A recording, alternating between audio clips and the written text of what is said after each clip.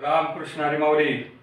आपण सर्वजण या ठिकाणी बसलेला आहात माझ्याकडून वेगवेगळे उपाय जाणून घेण्यासाठी. तर आता या ठिकाणी बऱ्याच माई माऊली बसलेल्या आहेत.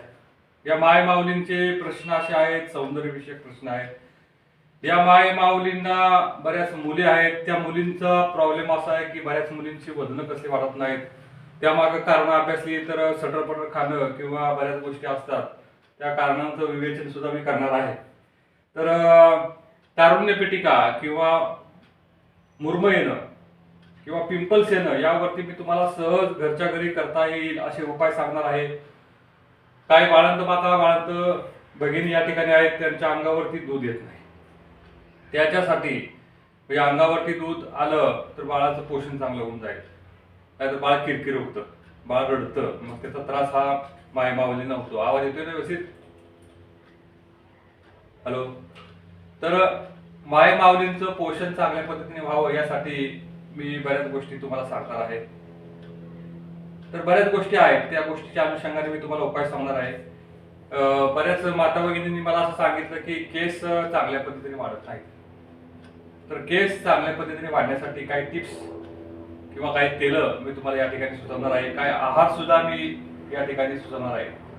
आयुर्वेदामध्ये आहार हेच औषध असं सूत्र आहे. एक मुलींना चाई पडलेली, त्या चाईवरती त्यांना उपाय सुद्धा सांगितलेले. ते म्हणले की ते उपाय आम्ही करतो, शिवाय तुम्ही व्याख्यानामध्ये ते मांडा, सर्वांना त्याचा फायदा 100% होऊन जाईल. आणि काही लोकांच्या तेलकट त्वचा असतात, त्या तेलकट त्वचेसाठी साबण वापरायची का असा प्रश्न बऱ्याच लोकांनी विचारला. तर तेलकट त्वचेसाठी साबण कसली वापरायची नाही, या सर्व गोष्टी असतात. बाकीच्या काही टिप्स मी सांगणार आहे. तर त्यामुळं तुम्ही सर्व कागद पेन जर आणला असेल तर तुम्ही काही टिप्स ज्यावेळेला सांगेल त्यावेळेला ते लिहून घ्या, म्हणजे तुमच्या ते लक्षात येऊन जाईल, तुमच्या ते माहिती होऊन जाईल. सौंदर्य विषयक मापदंड बऱ्याच गोष्टी असतात. म्हणजे केसांचं सौंदर्य चांगलं असेल, स्किनचं त्वचेचं म्हणजे चेहऱ्याचं सौंदर्य चांगलं असेल तर आपल्याला एक इम्प्रेशन चांगलं पडतं. आणि इम्प्रेशन चांगलं पडलं, एक सुंदर चेहरा हा दागिना आहे असं पुस्तकामध्ये म्हटलं जायचं आणि खरं सुद्धा आहे. चेहरा सुंदर असेल असं काही नाही की एकदमच चेहरा एकदम तुकतुकीत कांती पाहिजे किंवा सुंदर चेहरा पाहिजे. नाकी डोळी निसाटणं किंवा चेहऱ्यावरती पिंपल्स होऊन देणं, चेहऱ्यावरती फोडी होऊन देणं, चेहऱ्यावरती काळे डाग किंवा पांढरे डाग किंवा चेहऱ्यावरती वांग होऊन देणं, या गोष्टींकडे आपण सर्वजणांनी लक्ष देणं खूप गरजेचं आहे. तर आता सौंदर्यविषयक समस्या म्हटलं, आता बघा आजकाल पीसीओडी समस्या बऱ्याच मुलींना असते. या पीसीओडी समस्येमध्ये होतं काय, काय होतं, काय त्रास असतात, काय लक्षणं असतात, मी तुम्हाला सांगतो. पीसीओडी मध्ये म्हणजे वेळेच्या वेळेला पाळी न येणं, आली तर अंगावरून खूप जास्त जाणं, बऱ्याच गोष्टी असतात पीसीओडीवरती. म्हणजे पीसीओडी एक कॉमन तक्रार झालेली आहे.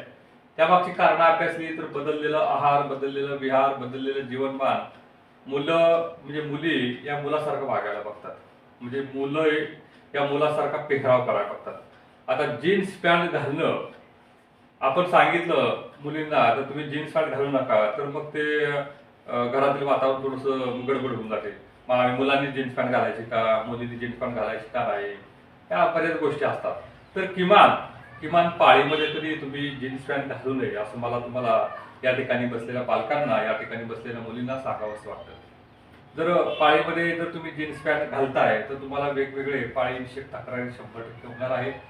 ज्यावेळेला पाळी चालू असतं, ब्लिडिंग चालू असतं, त्यावेळेला तुम्ही भरपूर प्रवास करणं टाळावं. भरपूर प्रवास करताय, तुम्हाला 100% त्रास होणार. तुमचं समजा ऑफिस किंवा तुमचं घर एक 4थ्या 5व्या 6व्या मजल्यावरती आहे आणि तुम्ही सारखं जर वरखाली करताय, जिना वरखाली करताय, तुम्हाला 100% त्रास होणार. तर या पीसीओडी मध्ये एक त्रासदायक लक्षण बऱ्याच अंशी, म्हणजे पाळी जर आली नाही तर मग शरीर सुटतं 2-2, 4-4, 6-6 महिने पाळी जर आली नाही तर. आणि जर चेहऱ्यावरती बघा या ठिकाणी अशी म्हणजे पुरुषासारखी लव निर्माण होते, या ठिकाणी लव निर्माण होते. ही पुरुषासारखी लव झाली की मग थोडासा पुरुषीपणा येतो, आवाजात काही मुलींच्या घुगरेपणा येतो, आवाज थोडा बदलतो. आणि हा जो काही लव साचते, या ठिकाणी साचते, ह्या ठिकाणी साचते, मग ही लव दिसायला जरा असं विचित्र दिसते. मग ही लव तुम्ही कशी करणार? लव काढण्याच्या बऱ्याच पद्धती आहेत. तर ते तुम्हाला एक साधी पद्धत सांगतो. हळकुंड घ्यायचं, आपलं हळकुंड. हळकुंड घ्यायचं, उगळायचं चांगल्या पद्धतीने सहाण्यावरती. त्याचा जरी लेप लावताय तरी लव सुद्धा म्हणजे मिशीवरती किंवा इतर साचलेली मुलींच्या लव कमी होऊन जाईल. किंवा हळकुंड आणि वेखंड, वेखंड सुद्धा बाजारामध्ये मिळतं. तुम्ही उगळून सहाण्यावरती त्याचा जर लेप लावताय, थोडासा दाट असा लेप थोडा वेळ ठेवताय, धुताय, असं काही दिवस करताय, तरी सुद्धा जे काही लव साचलेली असते या ठिकाणी मुलींच्या, ती लव कमी होऊन जाईल. दिसायला सुद्धा जरा विचित्र दिसत असलं तर त्या लव कमी करण्यासाठी हा साधा सोपा सिंपल उपाय सांगितलेला आहे. सर्वांनी करून घ्या. सर्वांना त्याचा फायदा हा 100% होईल. आता बऱ्याच मुलींना या ठिकाणी बरीच मुली बसलेल्या आहेत. त्या मुलींचा प्रॉब्लेम असा असतो की तारुण्य पिटिका हे त्रास होत असतो. तारुण्य पिटिका, या तारुण्य पिटिकेवरती तुम्हाला मी काय उपाय सांगतो. तर तारुण्य पिटिकेवरती उपाय साधे आहेत, सिंपल आहेत. तारुण्य पिटिकावरती तुम्हाला मी उपाय सांगणार आहे, म्हणजे पिंपल्स. यावरती ट्रीटमेंट करत असताना किंवा यावरती सांगत असताना एकतर नवीन फोडी आल्या पाहिजे, म्हणजे नवीन फोडी येता कामा नये. दुसऱ्या फोडी याच्यावरती ट्रीटमेंट केली गेली पाहिजे. जर फोडी बघा बऱ्याच मुलींना म्हणजे बघा बसता बसता फोडतात, त्यातली घाण काढतात आणि मग त्या ठिकाणी काय होतं काय की त्या ठिकाणी एक असं व्रण तयार होतो. मग काळे डाग किंवा अशा जखमा होतात आणि नंतर मग ते व्रण राहतो. मग तो व्रण खूप कालावधीपर्यंत राहतो. तर ते कृपया करून माझी मुलींना एक विनंती आहे की तुम्ही जे काही मुरमा असतात, जे काही पिंपल्स असतात, जे काही तारुण्य पिटिका असतात, ते बिलकुल फोडायचे नाही. जर तुम्ही ते फोडताय तर तुम्हाला त्याचा त्रास 100% होणार आहे. त्यामुळे मुरुम, पिटिका ज्या येणाऱ्या फोडी आहेत त्या फोडी बिलकुल फोडायच्या नाहीत. जर आता ती फोडी नवीन आलेलीच आहे तर नवीन फोडीवरती किंवा नवीन पिंपल्सवरती काय ट्रीटमेंट देणार, काय सांगतो. साधा सोपा उपाय करायचा, एकदम सिंपल उपाय. पाणी जरा गरम करायचं, त्यात थोडंसं मीठ टाकायचं, खडं मीठ, मोठं मीठ टाकायचं, विरघळवायचं, कापूस घ्यायचा, बुडवायचा आणि हळवारपणे तो पुसून घ्यायचा, हळवारपणे. तर यानं जी काही नवीन फोडी आहेत त्या नवीन फोडी बसतात. साधा सोपा उपाय, सिंपल उपाय तुम्हाला सांगितलेला आहे. जर त्या ठिकाणी आग असेल, दाह असेल तर शतदौत घृत नावाचं औषध बाजारामध्ये मिळतं. शत म्हणजे 100, दौत म्हणजे धुतलेलं, 100 वेळा धुतलेलं तूप हे जरी लावताय तर त्या ठिकाणी आग असेल, त्या ठिकाणी दाह असेल, त्या ठिकाणी लाली असेल तर ती आग, दाह, लाली कमी होऊन जाईल. सिंपल उपाय सर्वांनी अवश्य करून घ्या. त्याचा फायदा हा 100% होत असतो. त्वचेवरती खड्डे जर पडले असतील, त्वचेवरती काळे डाग पडले असतील तर त्यासाठी, काळे डागपणा कमी करण्यासाठी बाजारामध्ये उपळसरी चूर्ण मिळतं, सारिवा चूर्ण मिळतं. हे सारिवा उपळसरी चूर्ण तुम्ही अवश्य घ्या आणि हे सारिवा उपळसरी चूर्ण तुम्ही जर लावताय चेहऱ्यावरती सतत तर त्याचा तुम्हाला फायदा हा 100% होणार आहे. तर सारिवा उपळसरी चूर्ण तुम्ही लावा, त्याचा फायदा तुम्हाला मस्त होऊन जाईल. आता बरेच लोक आम्हाला सांगत असतात की आमचं वजन कमी झालेलं आहे. वजन कमी करण्यासाठी म्हणजे वजन कमी झालेलं आहे तर वजन वाढवण्यासाठी काय उपाय आहेत का आयुर्वेदामध्ये. तुम्हाला एक प्रश्न सांगतो बघा. तुम्ही एक प्रश्न मला विचारला होता तर त्या प्रश्नाच्या अनुषंगाने तुम्हाला काय उपाय सुद्धा सांगतो. तर तो प्रश्न असा होता की वजन कमी झालेलं आहे आमच्या मुलींचं आणि वजन वाढीसाठी ठराविक वय काय असतं. तर वजन म्हणजे वजन जर कमी झालं असेल तर वजन वाढीसाठी तुम्ही साधारणपणे एक 10 ते 18 वर्षापर्यंत चांगल्या पद्धतीने वजन वाढू शकतं. विशेषतः मुलींना वजन जर कमी झालं असेल मुलींना तर मुलींचं वजन वाढण्यासाठी तिथला कृमी किंवा दंताचा इतिहास आहे का, नंबर 1. तिला पाळी नीट साफ होत आहे की नाही, नंबर 2. तिचं पोट नीट साफ होतंय का नाही, नंबर 3. ती काय आहार करते, काय विहार करते, या गोष्टी जाणून घेणं खूप गरजेचं असतं. जर दंताचा त्रास असेल तर दंताची ट्रीटमेंट देणं गरजेचं असतं. पाळी जर नीट साफ होते किंवा जास्त जाते तर त्या अनुषंगाने ट्रीटमेंट देणं गरजेचं असतं. पोट नीट साफ होतंय का नाही त्या अनुषंगाने ट्रीटमेंट देणं खूप गरजेचं असतं. तुम्हाला तुमच्या घरातील मुलांना, मुलींचं वजन वाढत असेल तर तुम्हाला एक साधा सोपा उपाय सांगतो. चारोळी बाजारात मिळते बघा, चारोळी.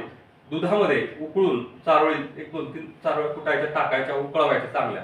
आणि हे चारोळी दूधयुक्त चारोळी जर तुम्ही मुलांना देताय तर तुमच्या लहान मुलांची वजन चांगली पद्धतीने पटापट वाढतात. एक वेलची केळी, राजुरी केळी बाजारामध्ये मिळतात बघा. छोटी छोटी केळी असतात एकदम बारीक. वेलची केळी म्हणतात, राजपुरी केळी म्हणतात, इलायची केळी म्हणतात, कोण वेलची केळी म्हणतात. बारीक बारीक केळी असतात. मुलांना पचतील अशा पद्धतीने तुम्ही द्या. 1 द्या, 2 द्या, 3 द्या. कफ होता कामा नये. नाही तर मुलांना जर कफ होत असेल तर देऊ नका. जर कफ होत नसेल तर तुम्ही ते वेलची केळी, राजापुरी केळी, इलायची केळी देताय, तुमच्या मुलांची वजन चांगल्या पद्धतीने वाढत असतात. आणि साधा उपाय, तर वेलची केळी, इलायची केळीचा वापर करून घ्या. तुमच्या मुलांना चंदन बला लाक्षारी तेल नावाचं तेल बाजारामध्ये मिळतं. चंदन बला लाक्षारी तेल, हे तेल जर तुम्ही लावताय मुलांना, तर मुलांना बघा चांगल्या पद्धतीने वजन वाढतं. अहो साधा उपाय असतो, साधा उपाय, ज्या मुलांना भुका लागत नाही, जी मुलं सतत किरकिर करतात. शेंगदाणा तेल प्रत्येकाच्या घरी पूर्वी असायचं. आता खूप तेल निघालेले आहेत. कोण करडई तेल वापरतंय, कोण सोयाबीन तेल वापरतंय, कोण म्हणजे वेगवेगळी तेल तुम्ही निघालेले आहेत, भरपूर तेल आहेत. तर तुम्ही बघा आपल्याकडे म्हणजे महाराष्ट्रामध्ये सुरुवातीपासून सूर्यफूल कोण वापरतोय, काय वेगळं वेगळं तेलाची अगणित गोष्टी चालू आहेत. माणसं ह्या महिन्यात सूर्यफूल तेल वापरतात, पुढच्या महिन्यात करडई तेल वापरतात, पुढच्या महिन्यात शेंगदाणा तेल वापरतात. तेल एकच ठेवायचं. तेल कुठलं ठेवायचं, ते आपल्या शरीराला साथ मिळेल असं तेल. आपण महाराष्ट्रामध्ये राहतो, तर महाराष्ट्रामध्ये काय होते जास्त, शेंगदाणा तेल पूर्वीच्या काळापासून वापरण्याची पद्धत आहे. तर तुम्ही शेंगदाणा तेल वापरा, ते सुद्धा घाण्याचं तेल जर वापरता तर तुमच्या बऱ्याच तक्रारी कमी होऊन जाईल.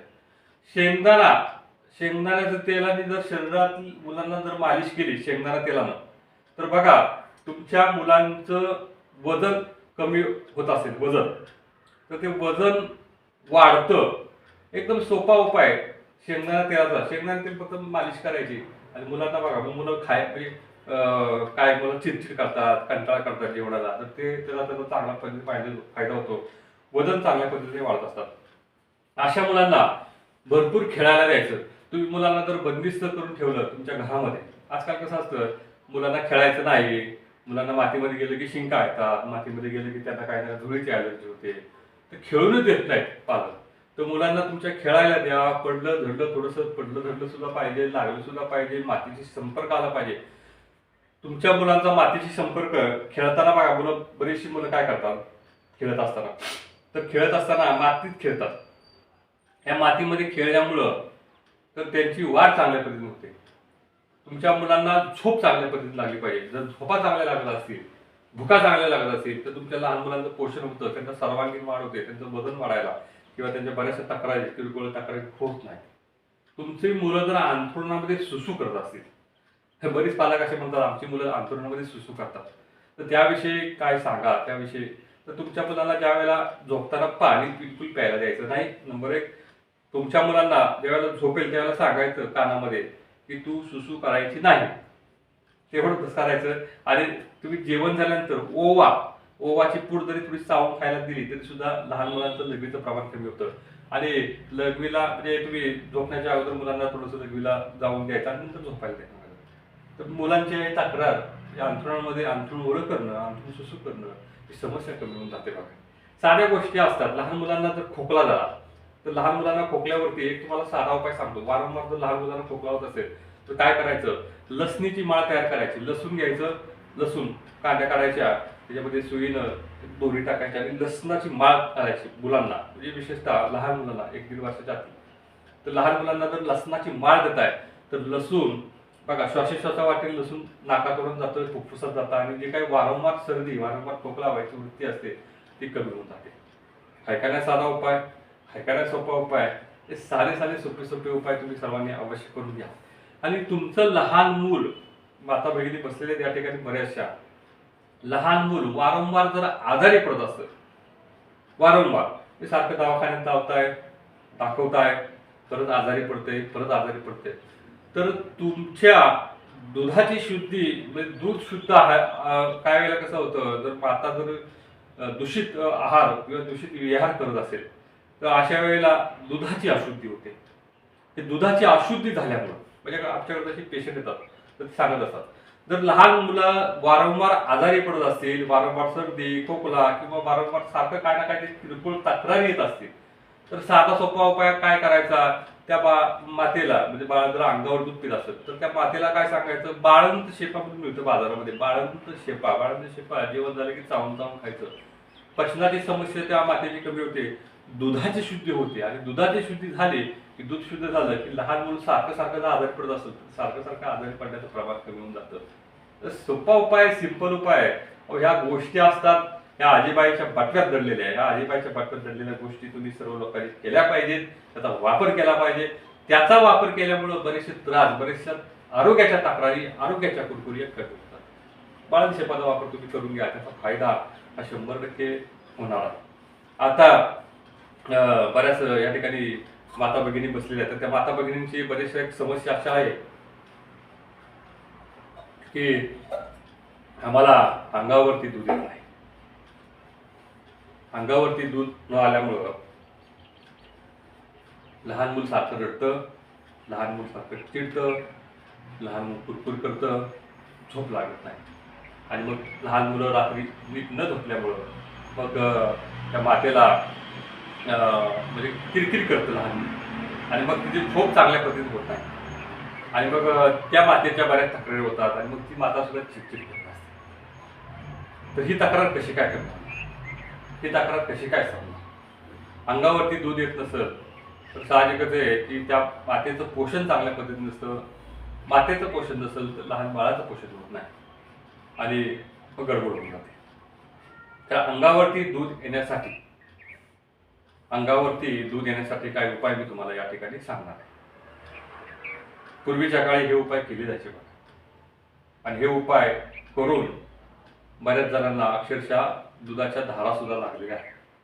सांगतात लोक की तुम्ही सांगितलेले उपाय केले आणि आम्हाला खूप चांगला आराम पडला. तसे मला रात्री 8 ते 9 या दरम्यान बरेचसे फोन येतात महाराष्ट्राच्या कानाकोपऱ्यातून. मी खूप खूप जुन्या काळापासून मी एक पद्धत अवलंबलेली आहे की माझ्याकडे म्हणजे दिवसा शक्य होत नाही, पण रात्री 8 ते 9 या कालावधीमध्ये मला महाराष्ट्राच्या कानाकोपऱ्यातून फोन येतात. जेवढे फोन अटेंड करता येतील तेवढे फोन मी अटेंड करत असतो. आता नंबर तुम्हाला सांगत असतो, 95 65 61 81 22 9595618122 या नंबरवरती तुम्ही रात्री 8 ते 9 या समस्या, आरोग्यविषयक तक्रारी थोडक्यात मांडायची, जास्त मांडायचे नाही, त्याच्यात पालघाळ लावायचं नाही. तर 95 65 61 81 22 या नंबरवरती तुम्ही मला कॉन्टॅक्ट करू शकता. तुमच्या आरोग्यविषयक तुमच्या तक्रारी मांडू शकता. आता लहान म्हणजे दूध येत नसेल तर तुम्हाला साधे सोपे उपाय सांगत असतो. काय करायचं? बाजरीची भाकरी करायची. बाजरीची भाकरीचं पीठ मळत असताना त्याच्यामध्ये थोडंसं दूध टाकायचं, त्याच्यामध्ये थोडंसं तूप टाकायचं, आणि चांगलं बाजरीची भाकरी थापायची, चांगली भाजायची चांगली, आणि दुधामध्ये चांगला असा काला करायचा, बारीक काला करणं माहिती आहे, गावातील लोकांना सगळं माहिती, काला करणं, बारीक करणं, आणि मस्त खायचं. या उपायानं अंगावरती दूध चांगल्या पद्धतीने येत असतं. मस्त उपाय, साधा उपाय, सिंपल उपाय. कारण बाजरीची भाकरी, दूध, तूप, दुधात काला करून खाणं, या उपायानं बऱ्याच माता भगिनींना दूध येत असतं. अळूची भाजी किंवा अळूचं फतफदं खाण्याची पूर्वीच्या काळी पद्धत होती, पूर्वीच्या काळी परंपरा होती. अळूचं फतफदं किंवा अळूची भाजी जर खाता तरी अंगावरती दूध चांगल्या पद्धतीने येतं. शतावरी कल्पाचा सध्या बोलबाला आहे. शतावरी कल्प बाजारामध्ये मिळत असतं. शतावरी कल्प दुधातून घेतलं तरी सुद्धा अंगावरती दूध येतं. कुष्मांड अवलेह नावाचं एक औषध बाजारामध्ये मिळतं. कुष्मांड अवलेह, भोपळ्या तुम्हाला कुष्मांड, तर त्या कुष्मांड अवलेह बाजारात मिळतं. 1 चमचा किंवा 2 चमचे जर सेवन केलं तरी सुद्धा त्याचा फायदा हा होत असतो. या गोष्टी असतात बघा. या गोष्टीचा वापर तुम्ही सर्व लोकांनी केला पाहिजे. या गोष्टीचा वापर करून बऱ्याच जणांना, बऱ्याच जणींना त्याचा फायदा होत असतो. वजन वाढण्यासाठी कुष्मांड अवलेह नावाचं औषध अत्यंत उपयुक्त असं औषध आहे. त्याचा फायदा तुम्ही सर्व लोकांनी करून घ्या. बऱ्याचशा समस्या कुष्मांड अवलेह नावाच्या औषधाने कमी होत असतात. मी अशी औषधाची नावं घेतली आणि माझे बरेचसे व्हिडिओ व्हायरल होतात, आणि नावं घेतली की मग ते होतं काय की त्या औषधांचा खप सुद्धा वाढतो. म्हणजे आयुर्वेदाचा एक प्रकारे प्रचार, आयुर्वेदाचा एक प्रकारे प्रसार व्हायला नक्कीच मदत होत असते. आता केस वाढणे, केस काळे करणे किंवा केस वाढण्यासाठी काही उपाय सांगता येतील का? केस गळती थांबण्यासाठी किंवा केशवर्धक आहार याविषयी तुम्हाला काही गोष्टी सांगतो. केस वाढली पाहिजे, केसांच्या नानावी समस्या कमी झाल्या पाहिजे. तुम्ही आहारामध्ये पिवळ्या मुगाचा वापर करताय, तुम्ही आहारामध्ये गाजराचा वापर करताय, तुम्ही आहारामध्ये बीटाचा वापर करताय, तुम्ही आहारामध्ये ओलं खोबरं आणि खडीसाखर आठवड्यातून 2-4 वेळाला चावून चावून खाताय, तुम्ही आहारामध्ये राजगिरा लाडू खाताय, तुम्ही आहारामध्ये नाचणीची भाकरी खाताय, तर तुमच्या बऱ्याचशा केसांच्या तक्रारी कमी होतात.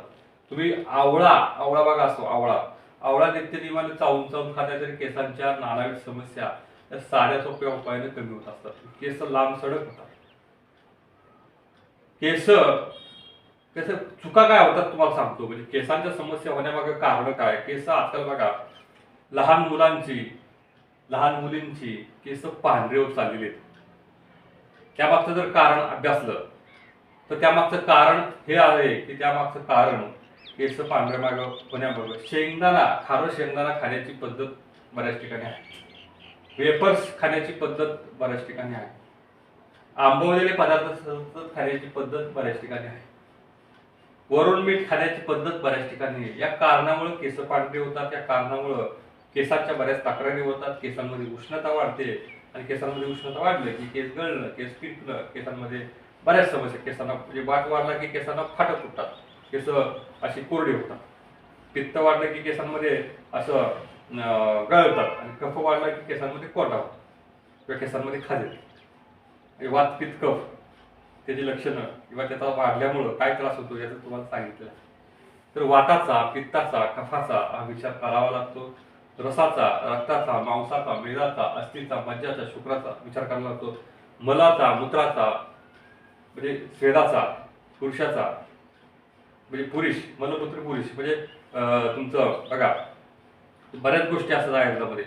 दोष धातू मल याचा विचार करून त्यानुसार ट्रीटमेंट द्यावी लागते. त्याचा फायदा बऱ्याच लोकांना होत असतो. तर या गोष्टी असतात. या गोष्टीचा विचार करून तुम्ही ट्रीटमेंट घेतली तर तुम्हाला मस्त असा आराम पडून जाईल. तर पिवळ्या मुगाचा वापर तुम्ही आहारामध्ये करा. गरम पाणी या गोष्टीमुळं, केवळ या गोष्टीमुळं बऱ्याच जणांच्या केसांच्या तक्रारी होत आहेत. डोक्यावरून गरम पाणी घेणं त्याच्यामुळे केस गळती होते किंवा केसांमध्ये नानाविध समस्या होते. तर तुम्ही म्हणता डोक्यावरून गरम पाणी घ्यायचं का. तर डोक्यावरून बघा कोमट पाणी ठीक आहे, पण गरम पाणी घेता ते केसांची मुळांना इजा होईल, केसांची मुळं ढिली पडतील. थंड पाण्याने आंघोळ करणं डोक्यावरून हे सर्वात प्रशस्त असं आहे.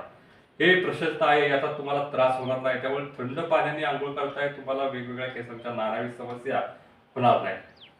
बऱ्याच माता भगिनी काय करतात, केसांमध्ये पिना असं लावतात, जोरात पिना लावतात. या पिना लावल्यामुळे सुद्धा बरेचसे त्रास होतात. केस जोरात बांधण्याची पद्धत आहे. केस जोरात बांधतात तरी केसांची मुळं ढिली पडत असतात. त्यामुळे केस जोरात बांधायची नाही. केस धुतल्यानंतर ज्यावेळेला असं बघा स्त्रियांना लांब केस असतात, केस धुतल्यानंतर टॉवेलने केस अशी बांधली जातात, गच्च काढली की नंतर मग केसांना असा झटका दिला जातो जेणेकरून वाळावीत म्हणून. केसांची मुळं ढिली पडतात. हळूवारपणे झटका द्यायचा, जोरात झटका द्यायचा नाही. या गोष्टी महत्वाच्या असतात. तुम्ही म्हणताल हर्बल शॅम्पू आम्ही वापरायचा का. हर्बल शॅम्पू किंवा वेगवेगळ्या प्रकारचे शॅम्पू बाजारात मिळतात. तर तुम्ही कोरफडीचा गर हा सगळ्यात एक नंबर असतो. कोरफडच्या गराने तुम्ही जर केस आठवड्यातून किंवा 15 दिवसातून जर थोडीशी लावताय धुताय तर केसांना शायनिंग लुक येते. केस एकदम मस्त होतात, केसांना एकदम चकाकी होते आणि केसांची वाढ चांगल्या पद्धतीने होते. त्यामुळे साध्या गोष्टीचा तुम्ही कोरफड गराचा वापर as a shampoo, as a तुमचं कंडिशनर म्हणून करताय, हेअर कंडिशनर म्हणून म्हणजे याचा जबरदस्त वापर होत असतो. हेअर कंडिशनर म्हणून कोरफडच्या गराचा वापर करावा असं मी तुम्हाला या ठिकाणी आग्रहाने सुचवित आहे आणि चांगला फायदा होतो असतो. बऱ्याच लोकांना त्याचा फायदा हा झालेला आहे. तर आता बघा आम्हाला असा प्रश्न बरेच लोक विचारत असतात, वेगवेगळे प्रश्न विचारतात. तर आता साधा सोपा प्रश्न असा बऱ्याच लोकांचा, चाई पडणं यावरती तुम्ही आम्हाला उपाय सांगा असा प्रश्न मला बरेच लोक विचारतात. चाई पडणं, या चाई पडण्यावरती तुम्हाला साधा सोपा उपाय सांगत आहोत. काय करायचं, करंजीचं तेल बाजारात मिळतं, ते साधारण एक 50 ml घ्यायचं. त्याच्यामध्ये एक साधारणपणे 5 ग्रॅम भीमसेनी कापूर मिक्स करायचं. थोडं तेल घ्यायचं अर्धा चमचा आणि थोडीशी 2 किंवा 3 चिमटी अर्जुन साल चूर्ण बाजारात मिळतं. एकत्र चांगलं मिक्स करून तुम्ही त्या चाईच्या ठिकाणी लावताय सकाळ संध्याकाळ किमान 8 ते 10 दिवस. तर चाईवरती केस यायला सुरुवात होते. साधा सोपा परिणामकारक उपाय मी तुम्हाला सांगितलेला आहे. तर चाईवरती याचा फायदा होत असतो. चाईवरती बऱ्याच गोष्टी असतात बघा, बऱ्याच गोष्टी असतात. तर याचा फायदा तुम्ही चाईवरती करून घ्या, तुम्हाला मस्त असा आराम पडून जाईल. आरोग्यवर्धिनी वटी नावाची गोळी आपल्या वैद्यांच्या सल्ल्याने जर घेताय तर लिव्हरचं काम चांगल्या पद्धतीने होतं, यकृताचं काम चांगल्या पद्धतीने झालं तर चाई पडणं, या चाईविषयक बऱ्याचशा समस्या या कमी 100% होत असतात. आता बरेच लोकांनी प्रश्न असा विचारला की तेलकट त्वचा आहे, त्वचा तेलकट आहे, साबण लावायचा का? तेलकट त्वचेवरती साबण कसाच लावू नये, माझं ऐका. तर मग काय वापरणार तेलकट त्वचेवरती? तर तेलकट त्वचेवरती साबण वापरू नका. मग तेलकट त्वचेवरती काय वापरणार? तेलकट त्वचेवरती तुम्हाला मी उपाय सांगतो. काय करायचं? आवळा पावडर घ्या, शिकेकाई पावडर घ्या, नागरमोथा पावडर घ्या आणि गवला पावडर घ्या. सर्व सम प्रमाणात म्हणजे 4-4 चमचे आवळा पावडर 4, नागरमोथा 4, गवला 4, सगळं तुम्ही घेतलं. शिकेकाई 4 चमचे एकत्र मिक्स करून आंघोळीच्या अगोदर तुम्ही जर असे थोडंसं कोमट पाण्यात टाकून जसं उठण्यासारखं लावताय, तर मग तुम्हाला तेलकट त्वचेवरती तुम्हाला साबण लावायची काही आवश्यकता नाही. साधा सोपा उपाय, परिणामकारक उपाय तुम्ही सर्व लोकांनी अवश्य करून घ्या. तुम्हाला त्याचा फायदा हा मस्त होणार आहे. मुतखड्यावरती काय उपाय सांगता येतील का? कारण सध्या फेब्रुवारी, मार्च, एप्रिलमध्ये मुतखड्याचे रुग्ण पुष्कळ प्रमाणात सापडतात. तर मुतखडा तुम्हाला जर व्हायचा नसेल किंवा मुतखडा होऊ नये असं वाटत असेल तर तुम्ही एक उपाय करायचा. लघवी अडवायची नाही, संडास अडवायची. लघवीला शौचाला जर अडवताय तर मुतखडा 100% होणार, 15 मध्ये होणार. वाक्य लिहून घ्या. लघवीला आले आणि लघवी अडवताय, गडबड होऊन जाईल.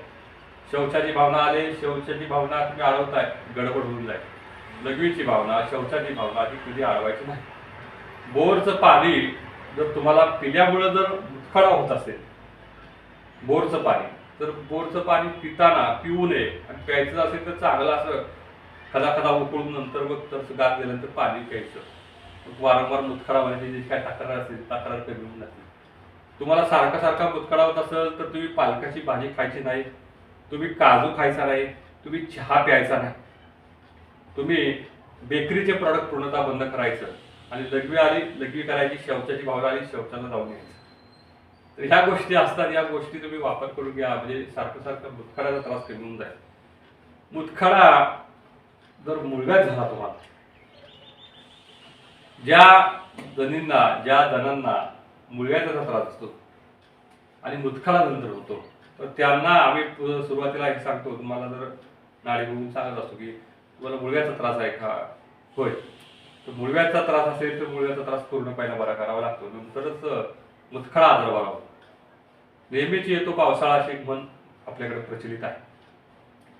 म्हणजे वारंवार जर मुतखडा होत असेल तर मुलग्याची ट्रीटमेंट पूर्णतः पहिला द्यावी लागते. मुलग्याची ट्रीटमेंट दिली की नंतर मुतखडा आजार हा बरा होतो. तर या गोष्टी असतात, या गोष्टीचा विचार करावा लागतो. आयुर्वेदामध्ये बऱ्याच गोष्टीचा विचार केलाच गेला पाहिजे. आयुर्वेद हे मोठं शास्त्र आहे.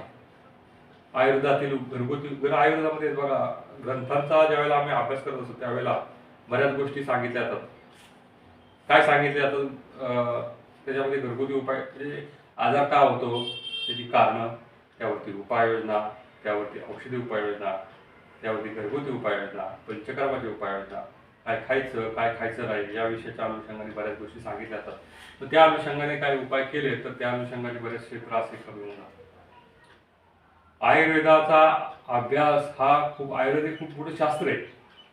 त्या शास्त्राचा विचार करत असताना या गोष्टी बारीक आम्हाला विचार करून ट्रीटमेंट द्यावी लागत असते. आणि आयुर्वेद आता बघा, साधी गोष्ट असतात. समोर तुमच्या पालीमध्ये जर बसलेले तर जांभळाचं झाड आहे, ते जांभळाचं झाड, त्या जांभळाच्या आपण बिया, जांभूळ खाल्ले की जांभळाच्या बिया टाकून देतो.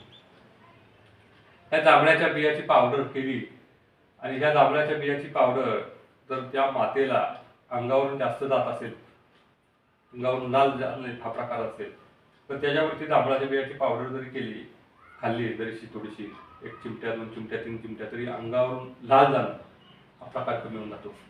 जांभळाच्या सालीचा गंध ओघाळून जर घेतला, जांभळाची साल बघा, आंतरसाल घ्यायची, वरची साल काढायची, आंतरसाल घ्यायची, थोडी खेचायची, त्याला रस काढायचा, गंध ओघाळून थोडासा रस काढला, थोडासा कुटून, तर बघा 1 पाव चमचा किंवा अर्धा चमचा सकाळ संध्याकाळ जर घेताय तर अंगावरून सारखं लाल जात असेल, त्याचा प्रकार म्हणजे अत्यार्थ किंवा अंगावरून लाल जाणं, त्याचा त्रास हा कमी होऊन जातो.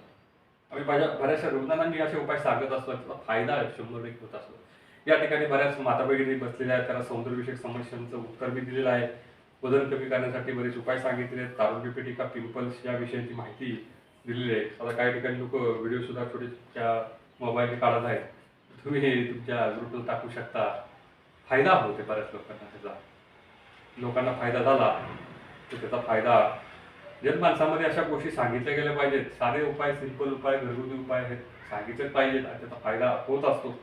अंगावरती दूध येत नसेल तर त्या अनुषंगाने काही उपाय सुद्धा सांगितले. केशवर्धकसाठी आहार विहार सांगितलेले आहे. चाई पडण्यासाठी आहार सांगितलेला आहे. बऱ्याच गोष्टी सांगितलेल्या आहेत. या सांगितलेल्या गोष्टीचा, या सांगितलेल्या उपायाचा तुम्ही सर्व लोकांनी फायदा करून घ्या. तुम्हाला तुमचं आरोग्य चांगलं व्हावं, तुमचं जीवन सुखकर व्हावं यासाठी मी उपाय सांगत असतो. साधे उपाय, सोपे उपाय, घरातले उपाय, घरगुती उपाय याचा प्रचार प्रसार तुम्ही सर्व लोकांनी करत जावा. जास्तीत जास्त माहिती तुम्ही बऱ्याच लोकांपर्यंत पोहोचवाल अशा आशा व्यक्त करून या ठिकाणचं मी माझं भाषण आटोपून घेऊन आपल्या सर्वांना शुभेच्छा देतो. रामकृष्ण.